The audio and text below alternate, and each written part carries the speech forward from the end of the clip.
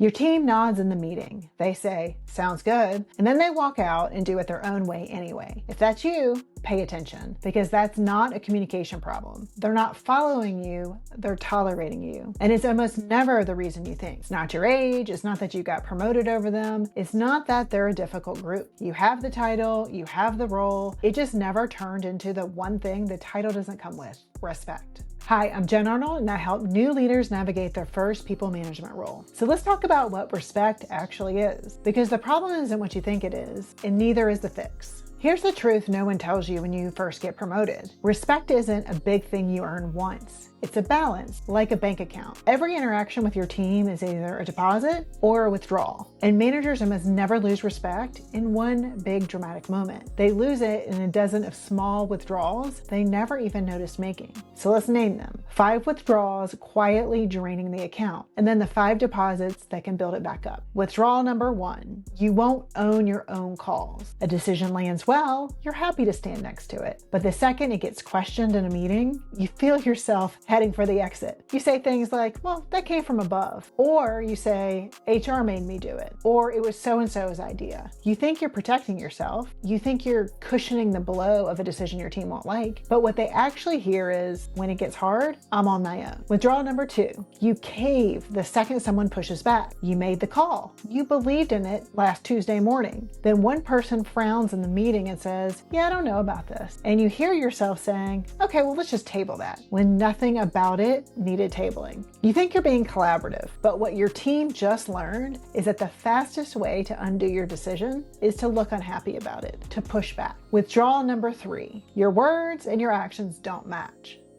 Especially on the small promises you forget you made. You tell the team, my door's always open, and you mean it, but the interruptions never stop, you get nothing done, and slowly the door starts closing without you ever saying anything about it. You don't register the gap, but your team does, and they stop trusting what you say because they learned to just watch what you do. Withdrawal number 4, you let your best people carry the ones who are slacking. Someone keeps missing the bar. Their work shows up late, sloppy, or half done, and you know it. But saying something feels like a fight that you don't have the energy for. So you tell yourself, it's easier if I just pick up the slack. You think you're keeping the peace. What your strongest people learn is that the standard you set is optional, and the reward for good work is just more work. They don't say anything. They just quietly stop reaching for the bar you stopped enforcing. Withdrawal number 5, you don't have their back when it counts. In the room, where it matters. Something goes wrong in front of leadership, and you let your team take the hit. But if something goes right, somehow your name's the only one that comes up. You might not even notice you're doing it, but your team, they notice every time, because they're always watching what happens to them when you're the only one who can speak for them, and they're not there to speak for themselves. Those were the 5 withdrawals. If you recognize yourself in even one of them, good. That's self-awareness. And it's the one thing most new managers never get. If this is the kind of help you want more of, subscribe. That's what this channel is built for.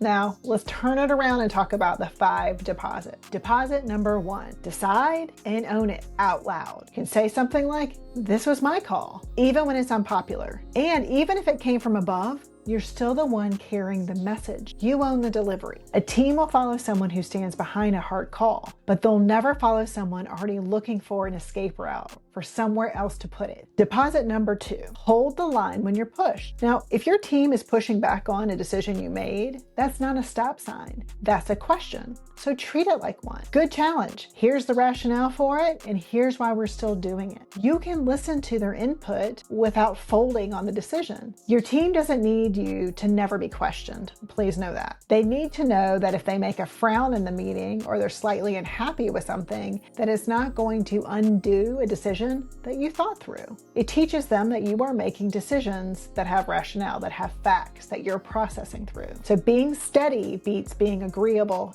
every time. Deposit number 3, close the gap between what you say and what you do. When you can't keep a promise, which happens, say so out loud. I coached a new leader, and when she started her new job, she told her team, open door policy, doors always open. And she meant it. She wanted to be available. But then she got interrupted so much, she couldn't get her own work done. The fix wasn't to quietly start ignoring people or just shutting her door all the time. It was to go back and restate it clearly. My door's open these these hours. Outside of that, I'm heads down, and here's why. You can even acknowledge, hey, I know I said open door policy, but here's what I'm finding. I'm finding that I can't get anything done. So I'm gonna have office hours. Otherwise, I'm gonna be in my office doing work. Same honesty, a new boundary. Because keeping your word doesn't mean never changing it. It means never letting it change in silence. Deposit number 4, hold the standard for everyone, and especially to protect your best people. When someone keeps missing the bar, name it early and name it clearly. Not as a punishment, but as respect. Because protecting your strongest people from carrying dead weight